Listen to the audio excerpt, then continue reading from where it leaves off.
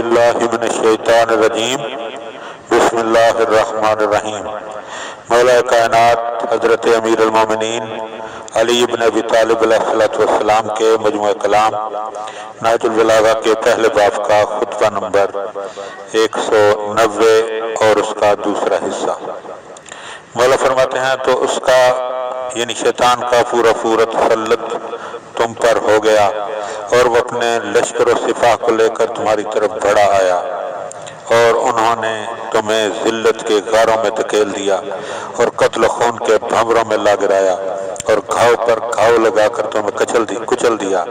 تمہاری آنکھوں میں نیزے گھڑو کر،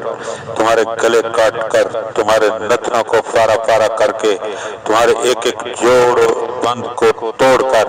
اور تمہاری ناک میں غلبہ و تسلط کی نکیلیں ڈال کر تمہیں اس آگ کی طرف کھینچے لیے جاتا ہے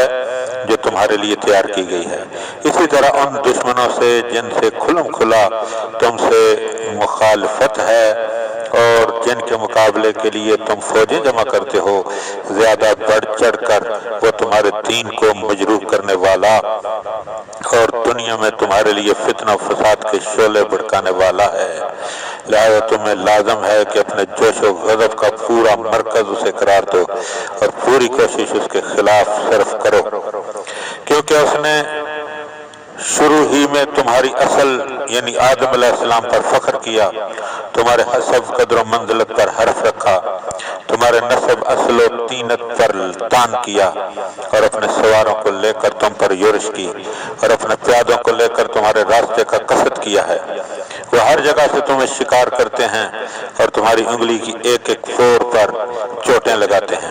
نہ کسی ہیلا و تدبیر سے تم اپنا بچاؤ اور نہ پورا تہیہ کر کے اس کی روک تھام کر سکتے ہو، در حالانکہ تم رسوائی کے بھنور، تنگی و ضیق کے دائرہ،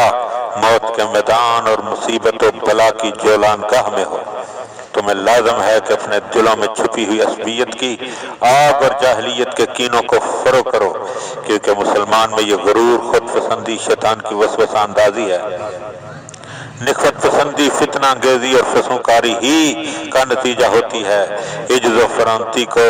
سر کا تاج بنانے، کبر و خودبینی کو پیروں تلے روندنے اور تکبر و رعونت کا توق گردن سے اتارنے کا عزم بالجزم کر لو۔ اپنے اور اپنے دشمن شیطان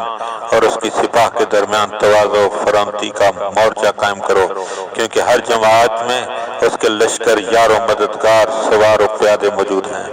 تم اس طرح نہ بنو کہ جس نے اپنے ماں جائے بھائی کے مقابلے میں غرور کیا بغیر کسی فضیلت و بلندی کے کہ جو اللہ نے اس میں قرار دی ہو، سوا اس کے کہ حاسدانہ عداوت سے اس میں اپنی بڑائی کا احساس پیدا ہوا اور خود پسندی نے اس کے دل میں غیظ و غضب کی آگ بڑھا دی اور شیطان نے اس کے ناک میں کبر و غرور کی ہوا پھونک دی کہ جس کی وجہ سے اللہ نے ندامت و پشیمانی کو اس کے پیچھے لگا دیا اور قیامت تک کے قاتلوں کے گناہ اس کے ذمہ ڈال دیے۔ دیکھو تم نے اللہ سے کھلم کھلا دشمنی پر اتر کر اور مومنین سے آمادہ پیکار ہو کر ظلم و تعدی کی انتہا کر دی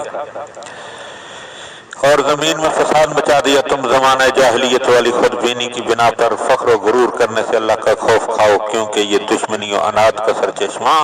اور شیطان کی فسونکاری کا مرکز ہے، جس سے اس نے گزشتہ امتوں اور پہلی قوموں کو ورگلایا، یہاں تک کہ وہ اس کے دھکیلنے اور آگے سے کھینچنے پر بے چوں و چرا جہالت کی اندھاریوں اور ضلالت کے گھڑوں میں تیزی سے جا پڑی، ایسی صورت سے جس میں ایسے لوگوں کے تمام دل ملتے جلتے ہوئے ہیں اور صدیوں کا حال ایک ہی سا رہا ہے، اور ایسا غرور جس کے چھپانے سے سینوں کی وسعتیں تنگ ہوتی ہیں۔ دیکھو اپنے سرداروں اور بڑوں کا اتباع کرنے سے ڈرو کہ جو اپنی جاہ و حشمت پر اکڑتے اور اپنے نسب کی بلندیوں پر غرور کرتے ہوں اور بدنما چیزوں کو اللہ کے سر ڈال دیتے ہوں اور اس کی قضاء و قدر سے ٹکر لینے اور اس کی نعمتوں پر غلبہ پانے کے لیے اس کے احسانات سے یکسر انکار کر دیتے ہو۔ یہی لوگ عصبیت کی عمارت کی گہری بنیاد، فتنہ کے کاخ و ایوان کے ستون اور جاہلیت کے نسبی تخافر کی تلواریں ہیں۔ لہذا اللہ سے ڈرو اور اس کی دی ہوئی نعمتوں کے دشمن نہ بنو، اور نہ اس کے فضل و کرم کے کہ جو تم پر ہے حاسد بنو، اور جھوٹے مدعیان اسلام کی پیروی نہ کرو کہ جن کا گدلا پانی تم اپنے صاف پانی میں سما کر پیتے ہو، اور اپنی درستگی کے ساتھ ان کی خرابی کو خلط ملط کر لیتے ہو، اور اپنے حق میں ان کے باطل کے لیے بھی راہ پیدا کر دیتے ہو۔ وہ فسق و فجور کی بنیاد ہیں اور نافرمانیوں کے ساتھ چسپیدہ ہیں، جنہیں شیطان نے گمراہی کی بار بردار سواری قرار دے رکھا ہے، اور ایسا لشکر کہ جس کو ساتھ لے کر لوگوں پر حملہ کرتا ہے۔